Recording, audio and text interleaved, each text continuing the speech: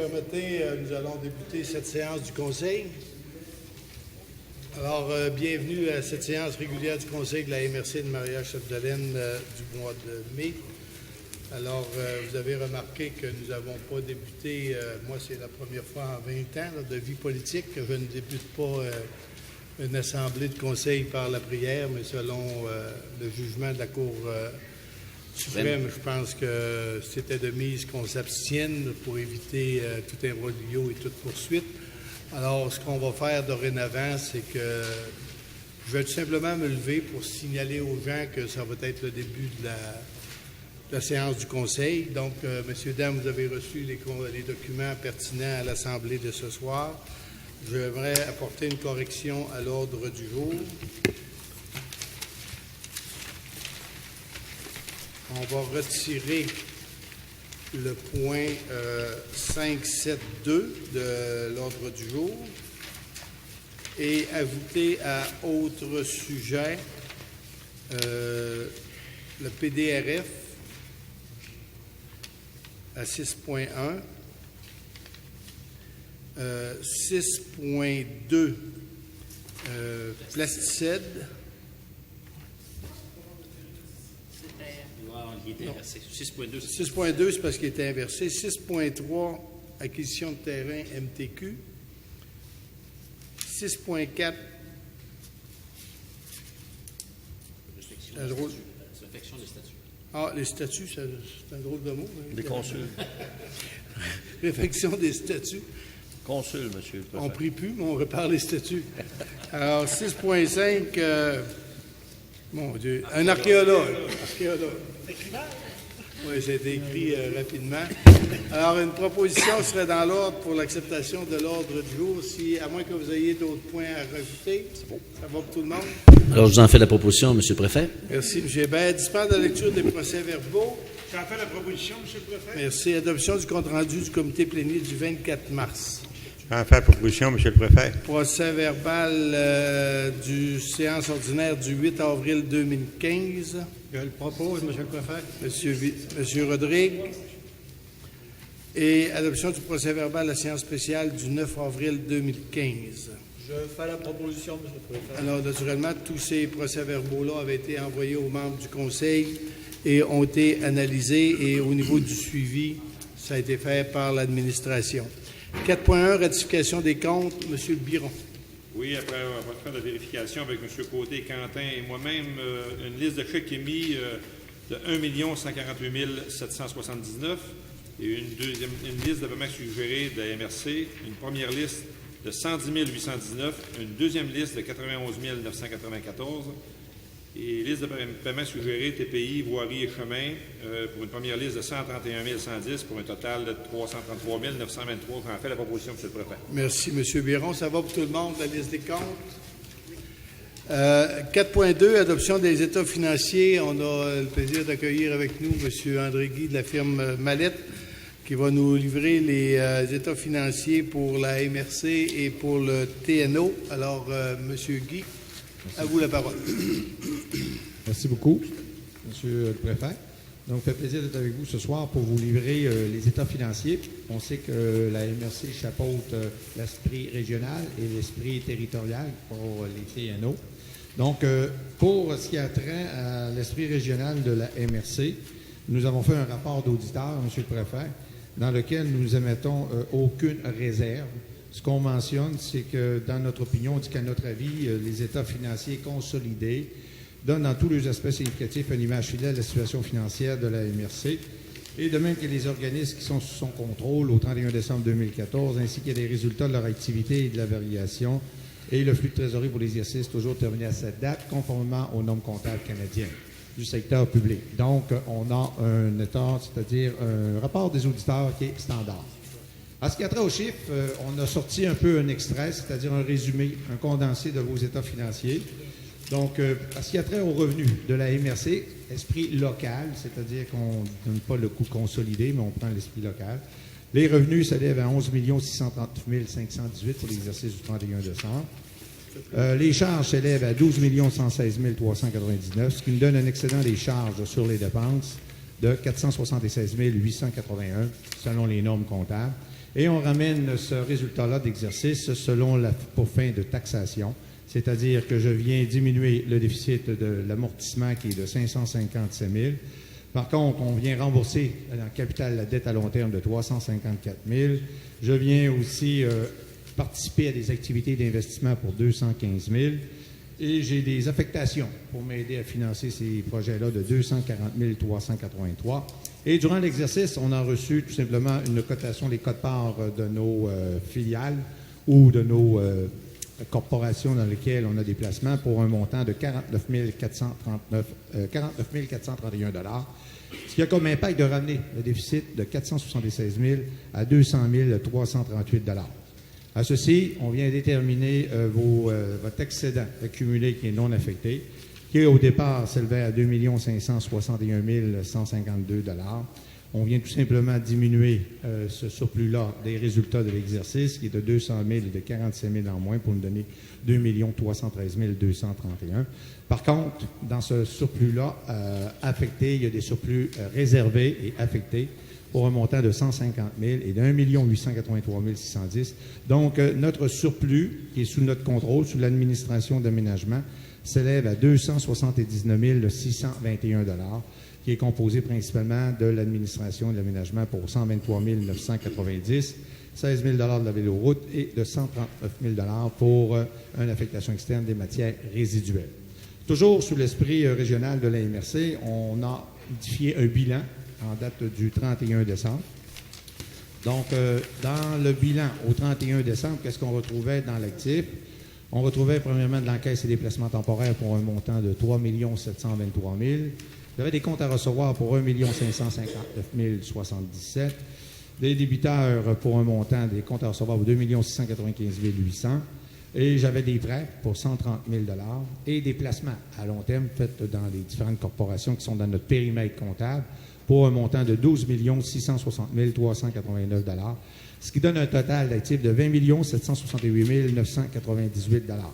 Dans le passif, c'est-à-dire nos dettes, on retrouvait découverts et emprunts temporaires pour un montant de 3 236 000, des créditeurs et des frais couverts payés pour 1 835 000, j'ai des revenus reportés pour un montant d'1 215 000 et ma dette à long terme pour 10 879 831, ce qui fait un total de passifs de 17 167 313, ce qui nous donne quand même un actif net de 3 601 685 $. Dans les actifs non financiers, on retrouvait nos immobilisations corporelles, tout ce qu'on a investi au point de vue infrastructure, pour un montant de 10 980 878.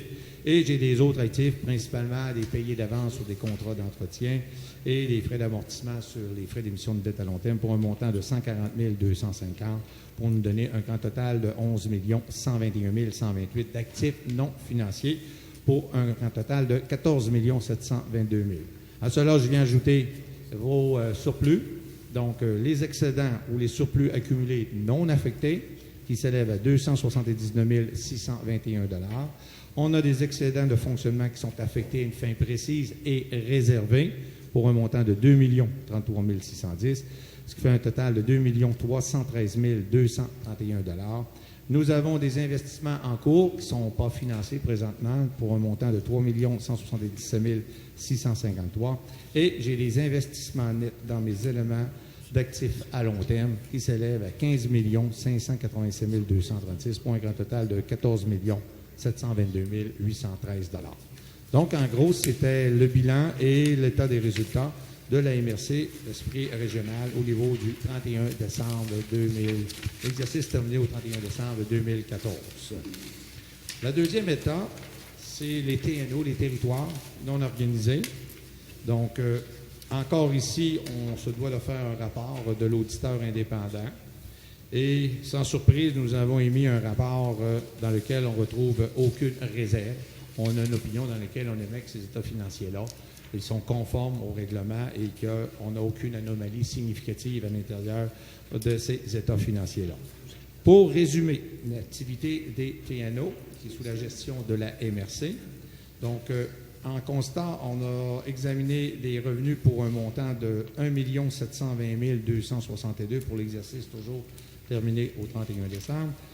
Vous aviez des charges d'exploitation pour 1 475 087 $, ce qui donne ici un excédent des revenus sur des charges de 245 175 $ selon les normes comptables du secteur public. On les a ramenés pour trouver le surplus au niveau ou le déficit au niveau taxable. Donc, on vient ajouter l'amortissement. On a investi 41 104 dans les projets et on a eu des affectations, des appropriations pour venir nous aider pour un montant de 15 000 $. Donc, ça nous a ramené notre surplus de 245 175 à un revenu à des fins fiscales à 235 270 $. À cela, ce surplus-là, il s'ajoute à notre surplus accumulé. Donc, on avait un surplus accumulé au début de l'exercice qui était de 404 108 pour les TNO.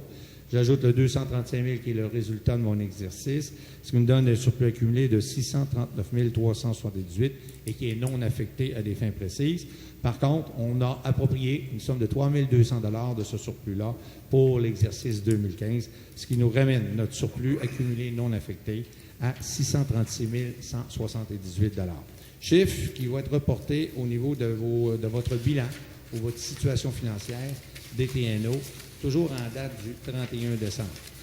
Donc, dans le bilan, au 31 décembre, on retrouve ici principalement des débiteurs pour un montant de 639 378, ce qui provient principalement d'organismes municipaux pour un montant de 298 000 et du gouvernement du Québec pour un montant de 333 000. On sait que l'année passée, on a eu des inondations, les chemins ont été usés, les ponts, en tout cas, beaucoup de travaux. Donc, c'est l'explication de nos recevables cette année. Nous avons, comme vous remarquez, aucune dette au niveau du passif, ce qui nous donne qu'on a un actif net de 639 378 $. Par contre, on a des immobilisations corporelles, des infrastructures, dépréciées au montant de 387 546, ce qui nous donne un grand total d'1 26 924 $. À cela, je viens ajouter l'excédent accumulé. Donc, on a un excédent au début de l'exercice qui était de 636 178 $. On a un excédent affecté de 3 200 $ qui est reporté au prochain exercice, ce qui nous ramène un excédent de 639 378 $. Et j'ai des investissements nets dans mes actifs à long terme de 387 546 $, ce qui fait un grand total d'1 26 924 $. C'était la situation financière au niveau des TNO. Par contre, la particularité au niveau des TNO, on a un taux global de taxation et on se doit de valider à chaque année que le calcul du taux global de taxation se fait d'une manière uniforme, comparable d'un exercice à l'autre et toujours, selon les règlements du ministère, selon les articles de la fiscalité. Donc, on émet un rapport de l'auditeur indépendant. Et dans ce rapport-là, notre opinion est celle-ci, c'est qu'à notre avis, le taux global de taxation réel de l'exercice terminé le 31 décembre 2014 de la municipalité a été établi dans tous ses aspects significatifs et ce, conformément aux exigences légales. Donc, on n'a pas de réserve, on n'a noté aucune anomalie dans la méthode de comptabiliser ou de compter ce TGT-là. Et le fameux taux global de taxation, on s'est basé sur un rôle d'évaluation moyen qui était déposé dans l'exercice 2014. Il est à mentionner qu'il a passé de 81 millions à 101 753 000, donc il y a eu 20 millions d'accroissement de ce rôle imposition-là. On était chercher des taxes pour un montant de 485 929. Donc, lorsque je divise, c'est quoi le taux que je devrais exiger du 100 $ d'évaluation pour aller chercher ce 485 000-là, ça me donne un taux de taxation de 47 sous et 76 centièmes. L'an passé, il était de 55 sous et 50 centièmes, donc on a eu une baisse du TGT pour nos TNO, et la principale raison, c'est l'accroissement de notre rôle d'évaluation qui a été déposé en 2014. Donc, Monsieur le Préfet, Monsieur et Madame les maires, c'était vos états financiers en date du 31 décembre 2014. Alors, merci, M. Guy. Je pense que je vais faire, à moins qu'il y ait des questions ici autour de la table, on a eu la chance de rencontrer M. Guy juste avant pour avoir des éclaircissements. Mais si messieurs les journalistes avaient des questions à poser sur les états financiers, on vous aurait permis un petit à côté, là. Ah, ça va? Oui, ça va. Oui, OK. Mais posez-moi pas de questions, par exemple. Quand il va être parti, il va être trop tard. Alors, merci, M. Guy et Marc-André également. Merci pour le travail et pour la diligence d'avoir fait vite pour avoir nos résultats financiers. Merci. Alors, ce qui nous permet de poursuivre notre Assemblée du Conseil. Alors, ça prendrait 2 propositions. Une première pour accepter au niveau de la MRC, le dépôt des états financiers au niveau de la MRC. J'en fais la proposition, M. le Préfet. Merci, Ghislain. Et pour accepter également, à titre de municipalité locale, pour les TNO. Les TNO, c'est voisins de chez nous, je vais le proposer. C'est pas chez vous. C'est voisins. 4.3. Distrayez-moi pas.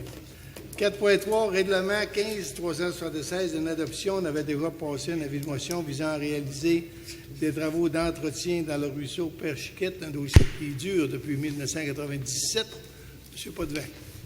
Oui, Monsieur le Préfet, c'est un dossier qui remonte même avant 1997 parce qu'il a été creusé là, il y a plusieurs années déjà.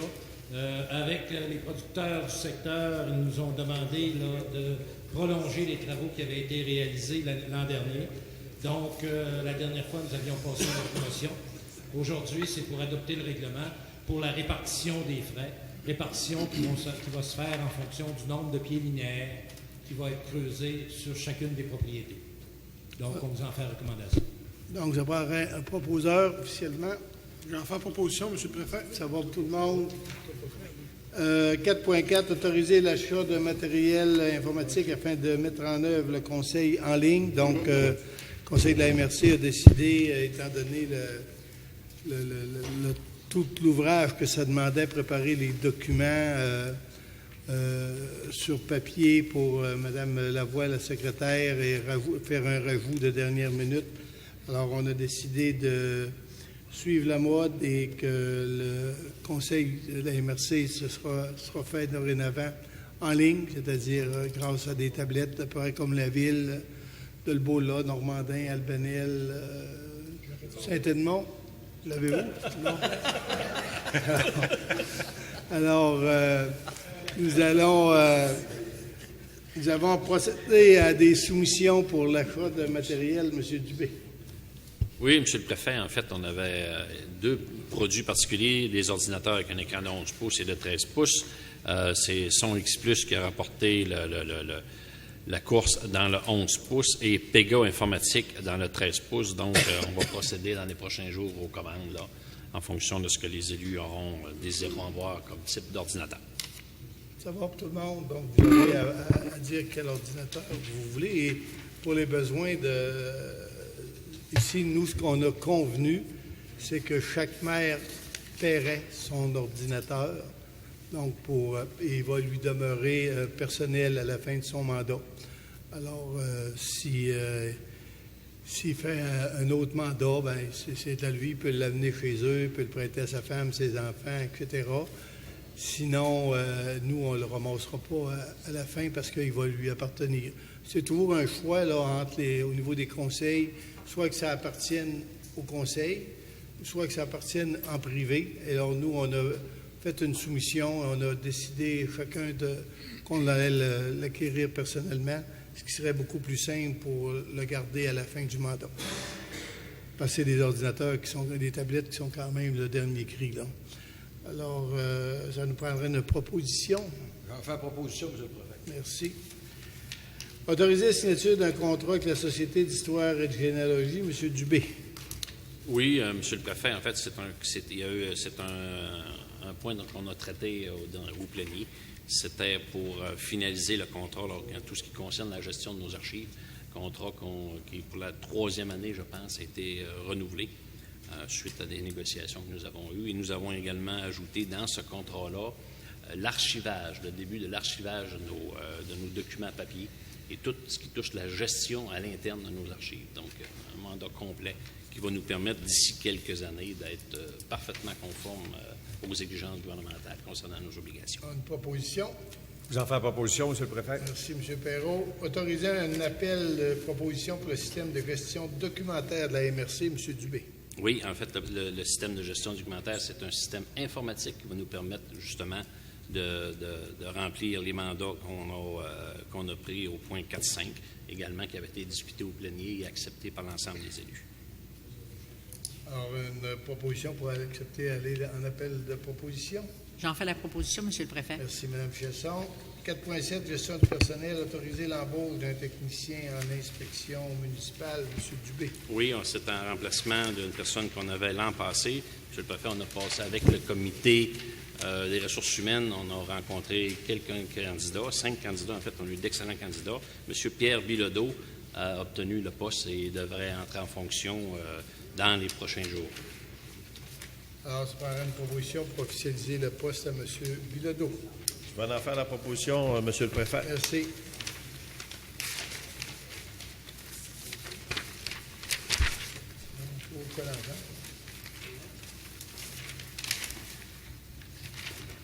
« 4.8, avis de la MRC dans le cadre du grand rendez-vous des régions organisé par la Fédération québécoise des municipalités. » Alors, ça a passé dans quelques municipalités ou MRC hier. Alors, vous savez que le 3 juin, il y aura un grand rendez-vous des régions qui va marquer, dans le fond, pas le début, là, mais la continuité de la négociation du pacte fiscal. Lorsqu'on avait signé au niveau de la Fédération québécoise des municipalités le pacte fiscal ou le pacte fiscal transitoire, il y avait eu des municipalités qui s'étaient montrées plus ou moins contentes dans le sens que l'exécutif et le conseil d'administration de la FQM avaient dû accepter le pacte fiscal transitoire. Alors maintenant, le ministre avait promis en 2015 de redémarrer immédiatement la machine. C'est ce qui est fait pour renégocier le prochain pacte fiscal, le pacte fiscal 2016, je crois. Alors, à ce moment-là, la FQM a décidé de consulter ces municipalités sur 3 points. Malheureusement, je n'ai pas le... Alors, il y avait 3 chantiers au niveau du pacte fiscal, à savoir que... c'est tout ça, chantier 1, ouais. Pour le chantier 1, la proposition, on fallait donner des priorités de proposition. Alors, le chantier 1, c'était l'augmentation, on a retenu d'augmenter les revenus des municipalités, c'était bien la proposition 1, c'est ça, d'augmenter les revenus des municipalités locales par le transfert des crédits correspondant à l'exercice de leurs responsabilités. Alors, c'est la proposition qui a été retenue en priorité 1. On va vous faire grâce des priorités 2 et 3. Chantier 2, selon vous, le respect de l'autonomie municipale dans la relation entre le tandem municipalité MRC et l'État québécois doit s'exprimer par... C'était quelqu'un qui le prend en note. Est-ce que quelqu'un l'a en note, la priorité? Christian?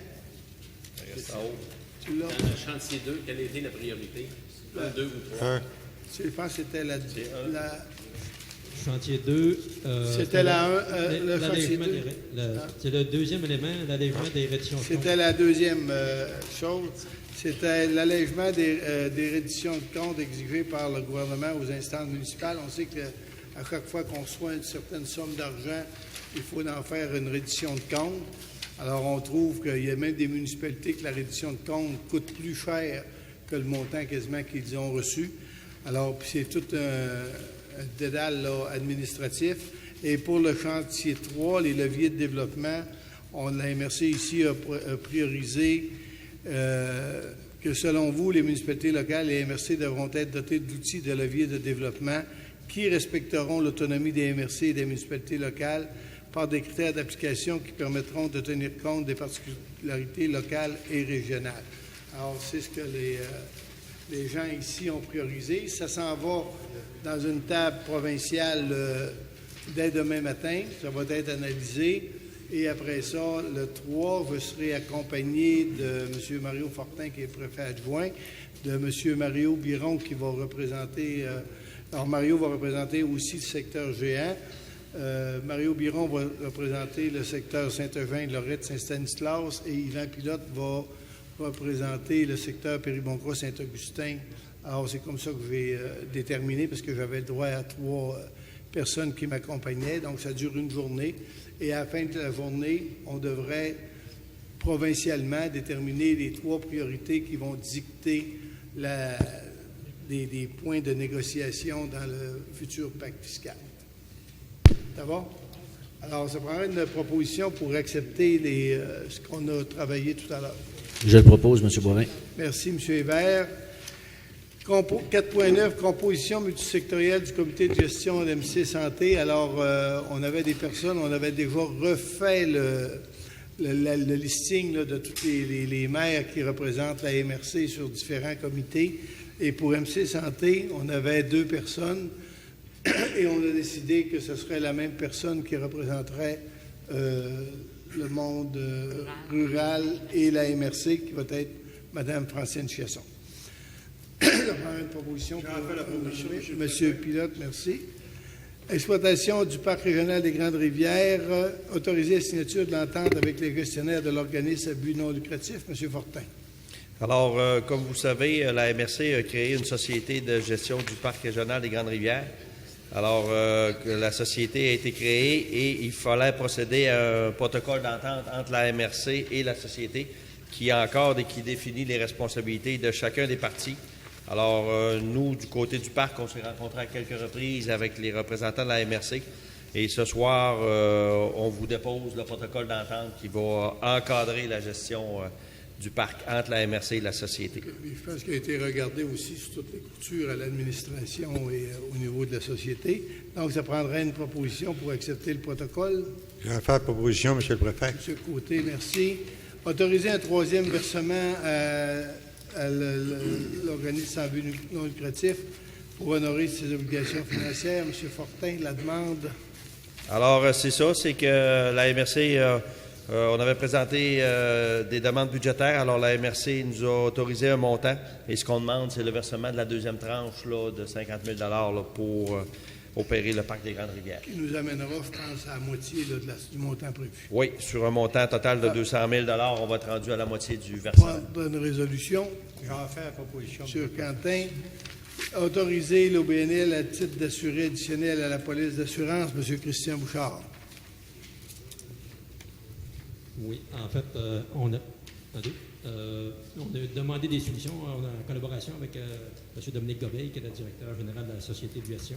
On a une première proposition de 11 000 quelques cents dollars, sauf que là, il y a peut-être eu une méconnaissance, je n'ai pas bien compris au niveau de la responsabilité, il incluait la motoneige, VTT, la responsabilité d'entretien, ces éléments-là. Donc, ce soir, dans le fond, c'est d'autoriser la société et partie prenante de la responsabilité ou de la question de l'assurance au niveau de la MRC, sur le parapluie ou le chapeau de la MRC. Et la MRC va refacturer l'assurance révisée au cours des prochaines semaines. C'est beau. Donc, on va l'accepter pour que ce soit assuré. Ça prendra une proposition. J'en fais la proposition, M. le Préfet. Je pense qu'on parlait de 5 à 6 000 $. Oui, je pense. Parce que là, on a diminué. Là, il y avait des choses de trop. Là. OK. Demande à 4.11, demande à Greenpeace d'impact des actions prises à l'encontre d'entreprises de production. Donc, c'est un peu à l'image de beaucoup de municipalités de la région et du Québec et même de l'Ontario. Il y a toute une suite de considérants. Je pense que c'est de mise que la MRC qui a créé, qui a contribué aussi à créer Alliance Forêt Boréale et qui a dénoncé ça aussi assez dans les différents médias. Ce qu'on demande, dans le fond, on demande à Greenpeace qui évalue dorénavant les impacts de leurs actions sur les travailleurs, leurs familles et les régions dans leur campagne de boycottage de produits provenant de la transformation par les industriels forestiers du Québec et de la matière ligneuse et de la forêt, que Greenpeace trouve des solutions pour des pourparlers afin de mettre un terme aux effets désastreux sur l'économie de plusieurs régions du Québec dans leur litige envers cette industrie, etc. Et c'est transmis à plusieurs personnes. Alors, vous remarquez qu'on ne mentionne jamais le nom de résolu non plus. On pense que Greenpeace attaque le monde de la foresterie. Et c'est pour ça qu'on en a discuté tout à l'heure en plénier. Le 27 de mai prochain, 6 maires du coin seront accompagnés par d'autres maires de la région et de d'autres maires de d'autres régions du Québec pour rencontrer des maires avec des maires de l'Ontario. On sera sur la colline parlementaire à Ottawa pour faire un point de presse avec le CIFQ et son pendant ontarien et avec des gens représentant les travailleurs, les syndicats, pour demander aux 2 paliers de gouvernement et principalement à Ottawa de s'occuper de la mise en marché et de faire tout en son possible pour faire taire les faussetés qui circulent sur la foresterie québécoise et ontarienne particulièrement. Alors, j'aurai l'honneur de représenter naturellement Alliance Forêt Boréale, la MRC de Marie-Chapdelaine, et en plus, la FQM m'a demandé de représenter tout le mouvement de la FQM pour cet exercice-là, parce que Marie-Chapdelaine est vraiment là, fait présentement office de leader au niveau de toutes ces revendications-là au niveau du Québec. Donc, ça prendrait une proposition pour la résolution. On fait la proposition, M. le Préfet. M. Biron, merci. 4.12, demande d'aide financière au soutien du déficit du service interurbain par autocar reliant Chibougamau, Lac-Saint-Jean et Saguenay. M. Dubé. Oui, M. le Président. En fait, c'est une demande qui avait été faite par Intercar de le soutenir pour qu'il puisse maintenir le service interrégional et intra-régional, le service de transport par autobus, afin qu'il bénéficie d'un programme. Chaque MRC a décidé et Ville-Saguenay a décidé de contribuer pour un montant de 10 000 et ça va permettre auprès du ministère des Transports d'obtenir 3 fois cette somme-là. Donc, le ministère des Transports triple les argents fournis par le milieu, ce qui devrait permettre à Intercar de maintenir pour au moins encore une année ces services qui devraient nous permettre de travailler intensivement comme on le fait sur un plan de match pour être capable de maintenir à plus long terme ou assurer la pérennité du service de transport intra- et interrégional. Et nous, cette somme-là sera prise à même le fonds territorial, normalement, de la ruralité. Sinon, à même le fonds, on va faire une demande au fonds régional qui reste au niveau de la CRE. Et il faut dire aussi que les autres MRC nous ont nommés mandataires dans cette affaire. Donc, c'est la MRC Marie-Chapdelaine qui pilotera le dossier parce que nous, on a déjà commencé. On devrait connaître les résultats d'ici la fin juin. Alors, tout notre secteur, on a terminé le constat de tous les organismes qui s'occupent de transport sur notre territoire. On a regardé toute la problématique. Il y a beaucoup d'organismes qui ont été rencontrés, consultés, également des transporteurs. Et on devrait en arriver là, avec des propositions pour trouver des solutions là, au manque de transport intercommunauté, interurbain, entre Dolbeau-Mistassini, entre Normandin et Dolbeau-Mistassini, entre tout le milieu rural également. Donc, même déjà cet après-midi, notre consultant nous disait qu'effectivement, il y avait des genres de doublons, que chacun voulait garder un petit peu sa petite responsabilité, puis il disait que si on mettait nos choses en commun dans Maria-Chapdelaine, on pourrait avoir quelque chose de quand même assez efficace. Donc, d'ici la fin juin, là, on devra avoir le rapport complet pour la section Maria-Chapdelaine. Après ça, là, on a réglé pour le transporteur régional pour assurer sa survie, pour nous permettre régionalement, après ça, d'essayer de trouver des solutions. Puisqu'il voir partir un autocar de 48 passagers là, avec 2-3 personnes dedans. Puis souvent, ils partent de Dolbeau, puis rendu à Saint-Félicien, ils débarquent. Alors, de Saint-Félicien à Chicoutimi, là, ça ne fait pas une grosse clientèle. Donc, il faut absolument trouver des problématiques, mais en même temps, il faut s'assurer de maintenir ce transport-là chez nous. Puis on s'est associé aussi avec Chibougamau dans ça. Alors, on a fait la proposition? Non? C'est M. Goulet, merci. Dépôt du rapport de fin de projet de Digicom, M. Bouchard. Oui, ce dossier-là date de plusieurs années. On se souvient que dans le cadre, il y a eu un déploiement dans chacune des municipalités locales au niveau des équipements, les garages municipaux, les bibliothèques municipales. Toutefois, à l'intérieur de la proposition initiale du groupe d'ETEC, il y avait une mise à niveau des équipements des télévisions communautaires et autres, notamment Vidéotron, ici à Boum-Cessini et dans le secteur d'Albanel, Saint-Martin et autres. Toutefois, dans tous les milieux ruraux, dans les endroits les plus éloignés, il n'y avait pas de possibilité d'avoir Internet haute vitesse. Et c'est à ce moment-là, quand même, le parc rural, il y a une somme de 200 000 $ qui a été consentie suite à un appel d'offres. Et c'est Digicom qui avait été reconnu l'adjudicataire, le plus pas soumissionnaire. Et donc, ce soir, la Digicom a complété ses travaux.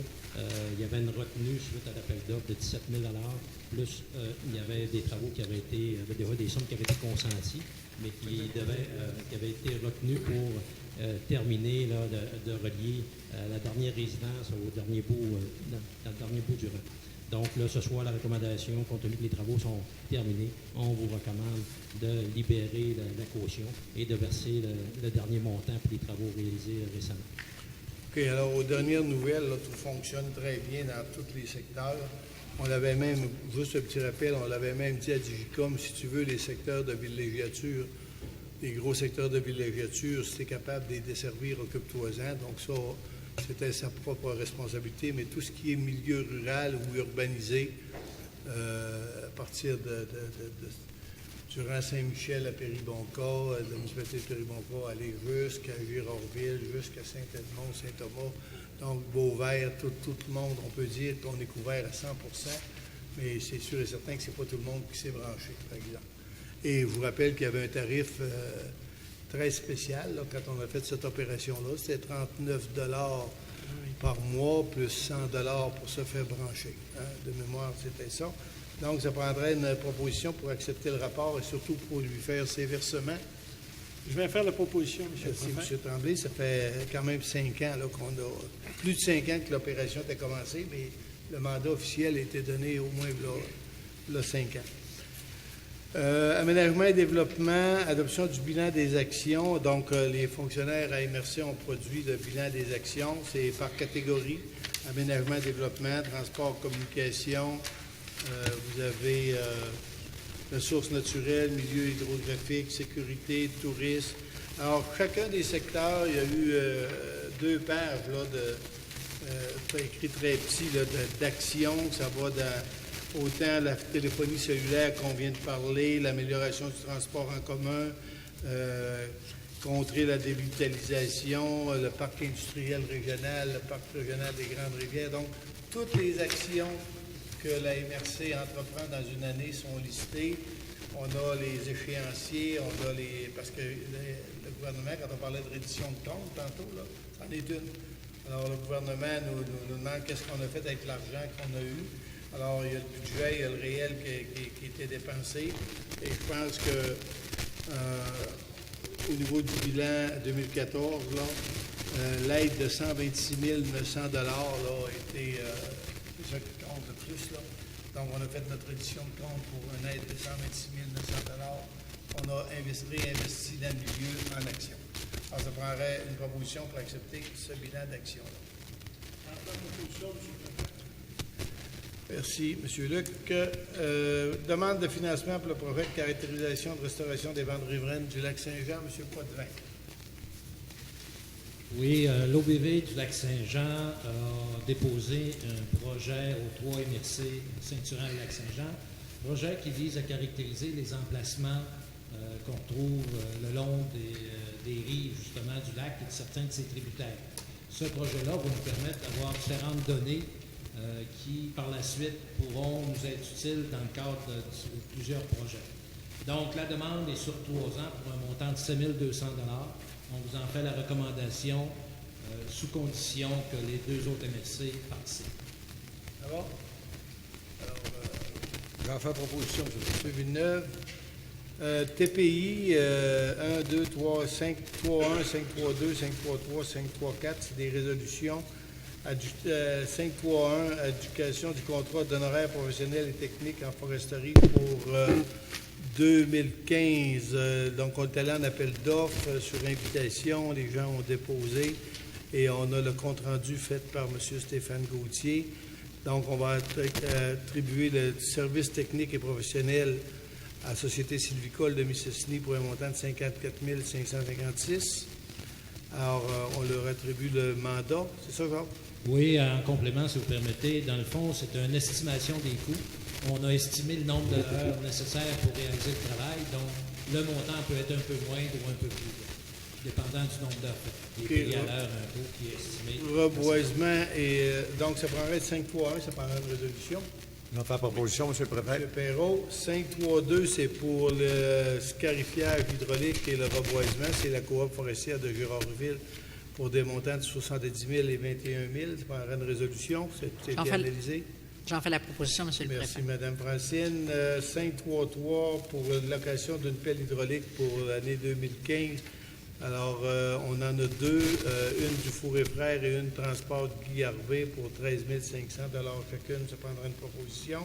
Je vais en faire la proposition, M. le Préfet. Merci. 5.3.4, autoriser la vente d'un terrain en complément d'établissement. M. Jacques. Oui, vous aviez aussi, M. le Préfet, un certain nombre d'autres contrats qu'on va attribuer, pelle monticule, transport de plants, etc., dégagement de plantation, là, qui sont aussi dans la liste. Mais là, c'était pas marqué là. Hein? On peut les attribuer, mais c'est pas ça. Sur la liste. C'est sur la feuille, mais c'est pas dans. C'est pas C'est parce qu'ils sont de gré à gré. C'est des travaux de gré à gré, mais ça nous prend aussi Une raison. Parce qu'il faut. C'est pour ça que la pelle monticule. Parce qu'il faut les faire, là. On va les rajouter. On va les rajouter dans 5.3.3, là, puis on va rajouter pelle monticule, transport de plants, dégagement mécanique, plantation. Dans le... M. Bouchard, on peut faire ça? En fait, là, la pelle monticule, le transport de plants sont des travaux qui vont avec le reboisement. Donc, on n'avait pas précisé là, que la pelle monticule, au lieu de scarifier le terrain, c'est une pelle qui fait une espèce de butte sur laquelle là, on va reboiser. Le transport de plants, le dégagement mécanique, là, ça rentre dans les travaux. 5.3.2. Non, comme ici. À 5.3.2. 5.3.3. 5.3.2, on pourrait inclure les travaux. 5.3.2. Oui. OK. Parce que dans le fond, là, Oui, c'est du reboisement. 5.3.4, vente d'un terrain en complément d'établissement, là, par exemple. Dans le secteur de Racine-Vauvert, il y a quelques années, nous avons cédé à la ville de Beaumistassini l'emprise du chemin. À l'époque, le chemin n'avait pas été construit sur l'emprise qui avait été préparée par les arpenteurs. Il en est résulté une bande de terrain entre la route et la propriété des gens. Nous avons déjà vendu à certains là, des superficies. Donc, on vous recommande, là, dans le cas présent, au nom des propriétaires Judith Larouche, Jacqueline Larouche, Marianne Larouche et Suzanne Larouche, la vente d'une superficie de 1324 mètres carrés pour une somme de 17 220 C'est beau? Et je vous en fais la proposition. Merci, M. Hébert. 5.4, consultation du ministère de la Forêt, de la Faune et des Parcs pour le plan d'aménagement forestier intégré opérationnel, le PAFIO. Oui, en fait, là, à titre de rappel, nous avons 3 unités d'aménagement sur le territoire, communément appelées la 24, 25, 27. Dans chacune de ces unités-là, il y a une planification qui est déposée annuellement où les partenaires sont invités à fournir des commentaires. Comme depuis une couple d'années, le processus a changé, on voit sur ces plans-là le cumul de l'année courante plus toutes les consultations préalables, ce qui rend pratiquement impossible là, de savoir exactement où vont être exécutés les travaux. Donc, on fait la recommandation pour cette raison-là, surtout que la partie sud se trouve en territoire de forêt de proximité. On fait la recommandation de demander au ministère de nous présenter la vraie récolte qui va s'effectuer. Okay? Donc, les superficies exactes et non pas le total de tout ce qui s'est consulté préalablement afin qu'on donne un avis formel. Et dans ce sens-là, on rejoint plusieurs de nos organismes, de nos partenaires, entre autres les corporations locales de développement, qui ont les mêmes problématiques dans les territoires municipaux, de trouver exactement où se situe la récolte planifiée.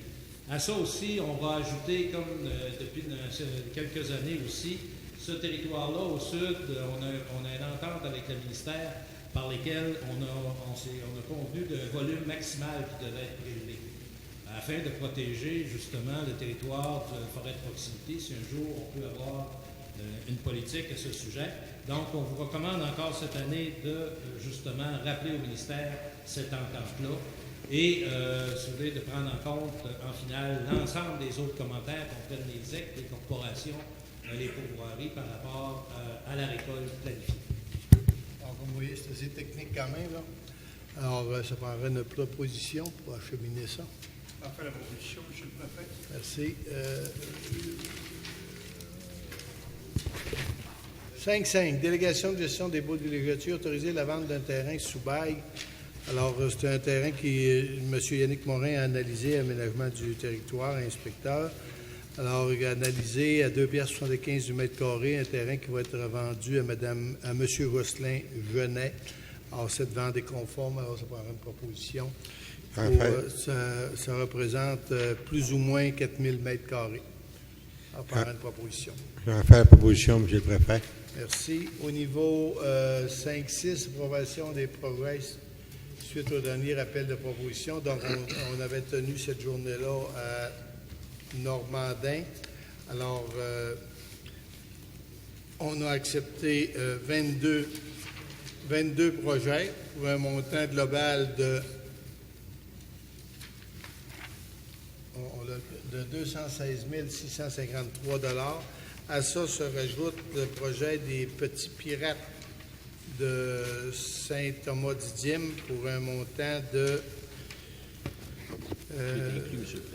il est inclus dans on l'a inclus là, dans le 216 000 Fonds de développement local, Fonds territorial. On a accepté dans le Fonds de développement local 116 135 et dans le Fonds territorial 216 653 et le projet des Petits Pirates pour 16 896 $ est inclus dans les montants que je vous donne.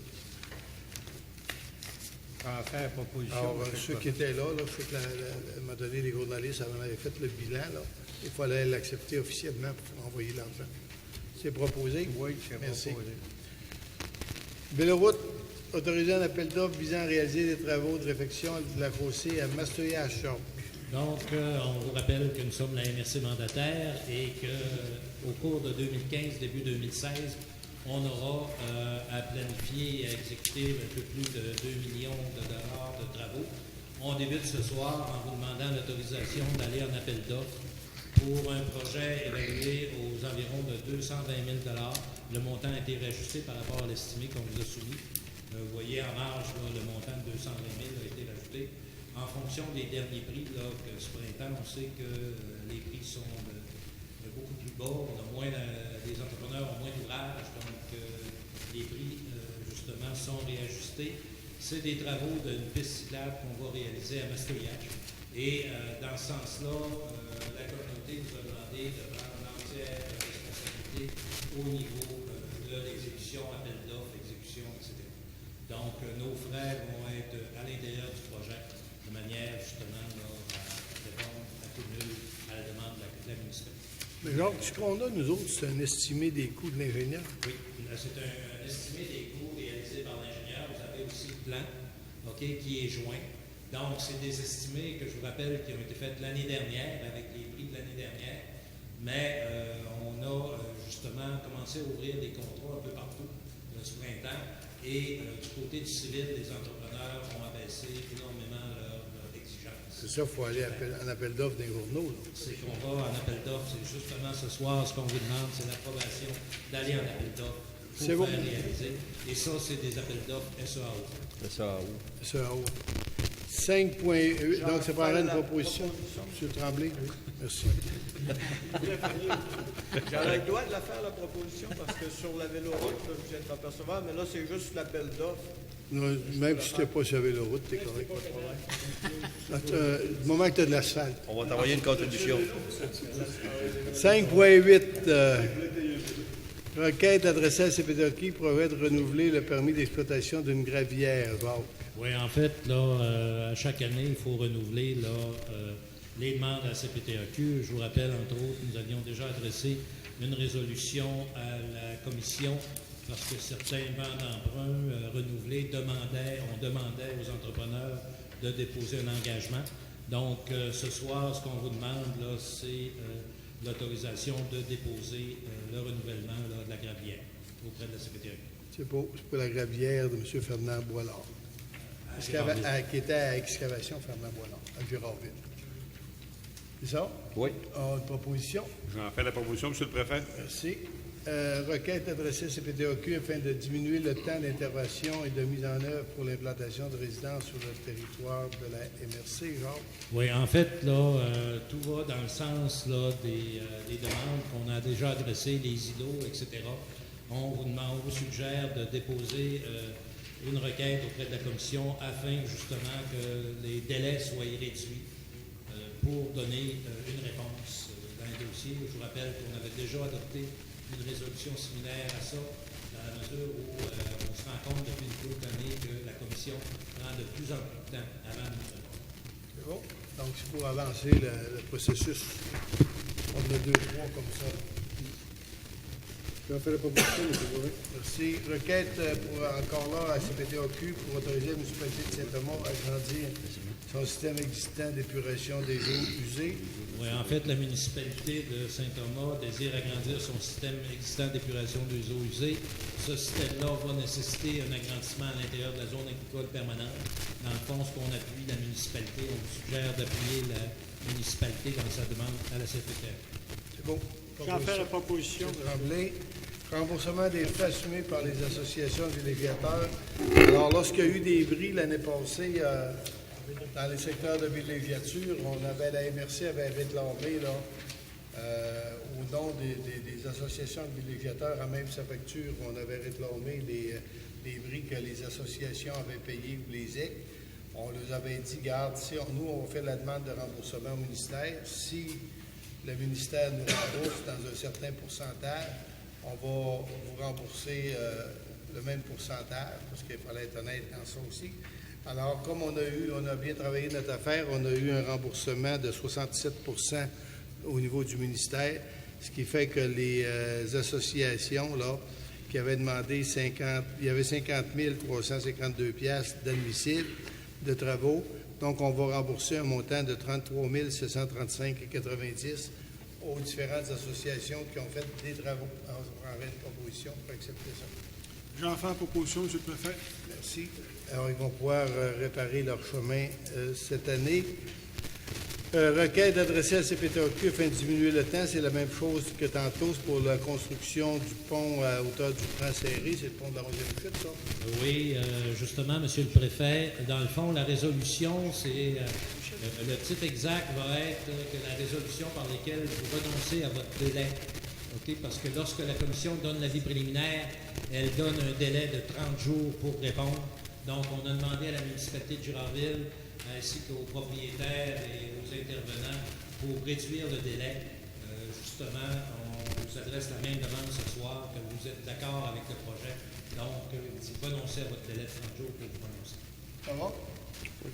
Alors, pour accélérer encore là, c'est pour accélérer les travaux, M. Vidal? Oui. Merci.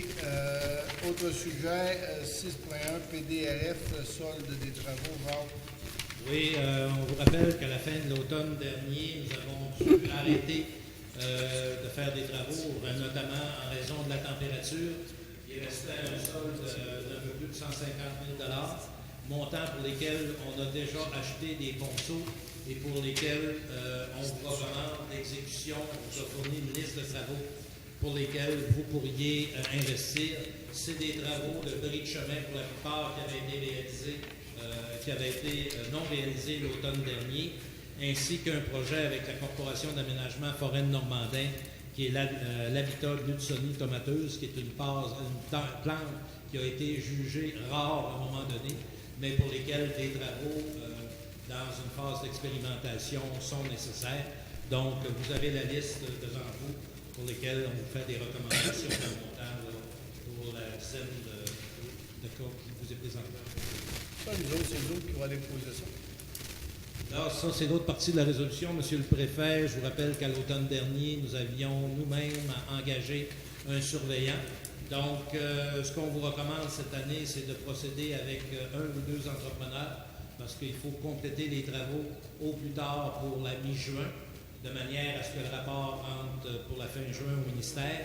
et d'embaucher un coordonnateur ou disons un contremaître qui va faire la vérification des travaux, pris à même les montants. Là, Je vais rentrer en contact avec lui, là. si vous êtes d'accord, on prendrait la même personne que Monsieur la dernière avec le Saint-Hilaire. même montant. Monsieur le préfet, ça veut dire que ce projet-là, le PDRF, on met fin à l'enveloppe, puis il n'y aura plus d'argent qui va être disponible dans ce volet-là. Exact. Fait que là, il faut aviser les gens parce qu'il y a beaucoup de personnes qui déposaient des projets pour réparer des chemins, toutes sortes de choses. Fait que là, il n'y aura plus d'argent pour ça. Effectivement. Alors, normalement, là, nous, on a prélevé une taxe spéciale. On a chargé une taxe spéciale dans le dernier compte de taxe. Il y en a des associations qui c'est 50, 75 ou 100 $. Donc, les associations où il y a des regroupements en association, on leur a permis ça. Plus, on leur a donné 25 de la taxe, de retour de la taxe foncière pour réparer leur chemin. Passé ça, il faut que les gens s'adressent au ministère. Parce que ce ne sont pas des chemins qui nous appartiennent, c'est des chemins qui appartiennent au ministère. Et c'est ça qui cause toute la problématique à l'heure actuelle. Alors nous, si on avait la permission de taxer sans être propriétaire du chemin, on réglerait le problème d'une certaine façon. Alors là, présentement, c'est sûr que les gens, par habitude, s'adressent à la MRC en pensant qu'il y avait du PDRF, mais nous, l'argent qu'on avait de disponible, on a retourné 25 de leur compte de taxes dans les associations, plus la taxe spéciale. Donc, soit qu'ils s'adressent à leur association, ou soit qu'ils s'adressent au ministère. Nous, on va attendre s'il y a des nouveaux programmes. On a justement une rencontre là, vendredi matin avec le ministre Lessard à Chicoutimi. Il y a des maires, il y a 3 ou 4 maires qui viennent. Alors, on va essayer de clarifier ça et de faire des demandes on va certainement sensibiliser le ministre à cette problématique-là. Parce que dans la future enveloppe, on va appeler le FDT, le Fonds de développement des territoires. Bien là, on va avoir une enveloppe globale de 1 million 100 quelques mille dollars. Et là, c'est le Conseil des maires qui va décider qu'est-ce qu'il fait avec tout cet argent-là. Alors, on sait qu'on a besoin pour le fonctionnement de la MRC, le CLD, la ruralité. Alors, quand on va avoir tout fait ce qu'on fait, on va regarder quelle somme d'argent il peut rester ou on peut disposer, s'il y en a. Et à partir de là, bien, on pourra peut-être en remettre dans la forêt, mais il va falloir l'analyser très, très, très sérieusement. Ça va? Une bonne précision. Alors, ça prendrait une proposition pour accepter les travaux, c'était fait? J'en fais une proposition, M. le Préfet. M. Perrault. 6.2, Plasticide, c'est une compagnie avec qui on a fait affaire. On avait des terrains on s'est entendu sur la reprise de terrain. Maintenant, il faut que le contrat soit signé, puis ça prend une résolution pour signer ce contrat-là. Je vais en faire la proposition, M. le Préfet. M. Fortin, merci. 6.3, vente d'acquisition, acquisition de terrain MTQ, genre. Oui, en fait, là, le projet de réalisation du pont à l'entrée du secteur d'Olbeau, la ville de Dolbeau-Mistassini, avance. Nous avons reçu une demande du ministère des Transports qui ont besoin d'une partie du terrain que la MRC a acquis il y a quelques années. Pour les gens locaux, là, on parle du terrain du Presto qui a été démoli. Donc, le ministère des Transports, pour réaliser les travaux, nous demande d'une part d'acquérir pour un peu moins de 130 mètres carrés de terrain, de lui fournir un certain nombre de servitudes temporaires et permanentes, et nous offre un montant d'indemnité, parce qu'on comprend qu'on ne vend pas valeur marchande, ce n'est pas une négociation valeur marchande, c'est plus une indemnité qui nous est donnée ou proposée par le ministère au montant de 1 600 Triche. Alors, je pense que ça va de soi là, qu'on peut... Je pense que M. le Préfet, vous serait malvenu d'arrêter le projet. Oui, c'est ça. On va y aller. C'est bien, vous proposez, non? Qui nous propose ça? Là? J'en fais la proposition, M. Francine qui sauve le dossier. Vous ne l'avez pas avoir l'air trop intéressé. 6.4, les statues qui sont dans le parc Antoine des Pères. Alors, statut qu'on a fait l'acquisition pour compléter le montage financier là, de la fermeture de la route des Mines-Histoires.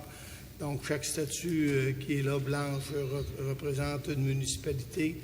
Alors, ça fait déjà 3 ans, là, qui sont 3 ou 4 ans, 3 ans au moins, qui sont aux intempéries. Alors, ils ont besoin d'un petit rafraîchissement. La plupart, c'est des statues féminines, ont une petite robe neuve. Là. Un petit facelift, qu'on me dit à droite. Un petit facelift, qu'on me dit à droite. Facelift? Oh, À droite. alors, on va les repeindre. On va aller en appel d'offres. Donc, on va autoriser un budget de 3 500 $ pour les repeindre et rebrancher leur système de son parce qu'il faut bien qu'ils parlent, les pauvres petites. Monsieur le Préfet, je tiens à mentionner que je me suis retiré des discussions de ce point parce que la SGE est impliquée dans le dossier. Oui, c'est ça. La SGE avait soumissionné et comme on va avoir d'autres appels d'offres, donc on verra là. C'est Simard a suivi la procédure dans ces cas-là. Donc, pour une petite décoration. Oui. D'ailleurs, on a 3 qui sont restés à Saint-Félicien. Ils vont revenir, d'ailleurs. Oui, ils sont allés fouiner là-bas un peu. Oui, ils sont allés surveiller un peu le bureau du premier ministre. Mais on vient qu'on s'habitue, hein, puis ils font partie du paysage. Alors, j'en fais la proposition, M. Boivin. C'est beau. Alors, peut-être ce qui est important, si vous permettez, M. le Préfet, là, dans le montant de 3 500 $, ça ne prévoit pas justement le rapatriement de ceux qui ont été... Oui, ça va être Alliance Forêt-Boréale qu'on les avait expatriés là. Bien, Saint-Félicien, effectivement, voudrait les garder. Mais comme j'ai peur que séparer des frères de même, ça se peut pas. Alors, j'ai dit non, on les garde. La nôtre est là. C'est ça. Ah, oui. Une qui a 2 têtes est là, celle-là de Sainte-Jeanne d'Arc. Celle qui... Ben, il y en a 4. Il y en a 3. Oui, il y en a 4. Il y a 3. Maintenant, une à 2 têtes, ça fait 4 têtes. Comment ça fait de pattes? OK. Alors, on n'étirera pas. OK. Alors, 6.5... Service d'archéologie. Service d'archéologie, M. Potvin. Oui, dans le cadre des opérations sur terre publique, on doit demander au ministère l'autorisation lorsqu'on veut aliéner. Donc, la MRC, vous nous avez autorisé à aller en appel d'offres pour vendre à des entrepreneurs un certain nombre de terrains le long de la rivière Péribonka. Le ministère, en réponse, nous a demandé, avant de nous autoriser à aller chercher une vérification ou aller vérifier s'il y avait un potentiel archéologique autochtone sur le territoire. Donc, après vérification, on vous recommande M. Éric Langevin, archéologue, avec la firme Subarctique, qui est de Saguenay, pour un montant de 15 400 $. C'est beau. Je vais faire la proposition, M. le Préfet. Merci. Alors, ça épuise l'ordre du jour. Alors, des questions, des commentaires à ma droite? Oui, moi j'aurais un commentaire, et peut-être que mon homologue de Normandin aura un peu peut-être dans le même sens, c'est qu'on a tous été un peu surpris de voir les déclarations du ministre des Affaires municipales concernant la gestion des municipalités, surtout des budgets. Il faut croire peut-être qu'il y a eu une espèce d'égarement mais nous, on peut vous dire à la face du monde qu'on administre les municipalités avec les budgets que l'on a. On sait qu'on a de plus en plus de responsabilités. Vous parliez tout à l'heure de la reddition de comptes. J'entendais mon homologue de Sainte-Rose-du-Nord ce matin, M. Thibault aussi, qui allait dans le même sens. Alors, je voudrais justement dire que la ville de Dolbeau-Mistassini, probablement la plupart et même la totalité des villes font le meilleur usage des argents qui sont confiés par les citoyens. Alors, je voudrais justement dire qu'on fait notre possible et qu'on va excuser M. Moreau d'avoir eu un écart de langage. J'abonde dans le même sens parce que c'est ça, je pense que c'est facile de dire que les municipalités dépensent trop. Je pense que M. Moreau aurait pu faire une liste des municipalités qui dépensent trop et ça n'aurait pas été trop long, mais mettre tout le monde dans le même bateau. Puis on ne rappellera pas que depuis 1992, tout ce que le gouvernement du Québec a transféré aux municipalités sans compensation, qu'on parle des chemins ruraux, qu'on parle des ponts qui ont finalement repris. Et un autre facteur très important pour notre MRC, c'est la dévitalisation de nos municipalités. Alors, il y a moins de payeurs et ça se détériore, on maintient l'infrastructure et c'est une pression supplémentaire. Alors, je pense qu'ils devraient venir voir ce qui se passe dans nos municipalités. L'argent, on la dépense intelligemment et il y a juste à venir voir nos surplus. On nage pas dans des surplus. Ça fait que je dénonce un petit peu le fait que M. Moreau a peut-être parlé trop vite. Et au nom de toutes les municipalités, je pense que c'était pas à point.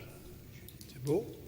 M. Perrault. Sur une note un peu plus joyeuse, en fin de semaine, ici à Girardville, après 31 ans d'absence, on reprend la course de lit qui existait, qui avait terminé dans les années 84, pour les plus vieux s'en rappelleront.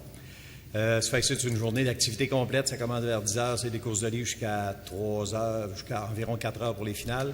Il y a un souper qui suit, puis après ça, c'est le 10e anniversaire du Gireton Roadshow avec des artistes, entre autres cette année avec Jonathan Pinchot.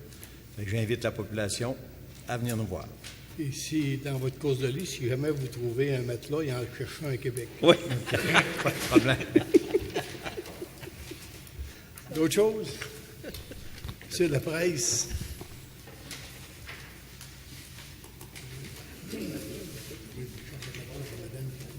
Ah, voilà. Alors, première petite question. Tout à l'heure, j'ai pas pris les chiffres à la volée là, quand on a parlé du remboursement sur les frais assumés par les associations de villégiateurs, dis-je. On a dit 330 quelques mille dollars, c'est ça? La somme totale? 33 000. Ça représente 67 de leurs dépenses qu'on leur redonne. On n'aura pas été obligé, mais comme c'est nous qui avons présenté, on a l'idée le dossier pour eux autres, autrement dit. Sinon, il n'y aurait pas eu un sou. Et là, l'argent a été reçu ou on est encore... L'argent a été reçu, puis on va leur donner le chèque. C'est bon. Aujourd'hui, ou dans les derniers jours, notre forestier en chef est allé encore une fois parler du caribou. C'est pas nouveau, là, comme quoi la façon dont on exploite la forêt met le caribou en péril. Est-ce que c'est une tuile de plus? Avez-vous une réaction? J'ai eu l'occasion d'en parler justement ce matin à Jonquière. C'est très décevant d'apprendre ça parce que lui, il n'était jamais sorti. Pour moi, son rôle, c'était de faire la possibilité forestière, c'est-à-dire de regarder comment les arbres produisaient, donc s'occuper du végétal et non de la portion animale. Comme le chef forestier, il a quand même une assez grande crédibilité au Québec. Bien, le fait que lui se prononce comme ça, il vient de donner des munitions pas mal aux activistes qui vont dire regarde, même le chef forestier le dit. Je ne sais pas si en tout cas, moi, vendredi matin, on va certainement demander au ministre Lessard de ramener le chef forestier à l'ordre, là, dans ce dossier-là. Je pense qu'il n'y avait pas à faire cette intervention-là. On a assez de misère comme ça à défendre ce qui nous appartient. Je vous rappelle qu'Alliance Forêt Boréale s'est donné le mandat de défendre notre droit de récolter et de faire de la forêt une richesse collective. Donc, une déclaration comme ça, c'est surtout dans la presse ce matin, là, c'était très surprenant et surtout que c'était la première fois qu'il sortait. Et personne, en tout cas, toutes les personnes qui avaient autour de moi, tout le monde disait ce n'est pas son mandat de faire de pareilles déclarations. Parce que normalement, ces genres de fonctionnaires-là ne font pas de politique sur la place publique.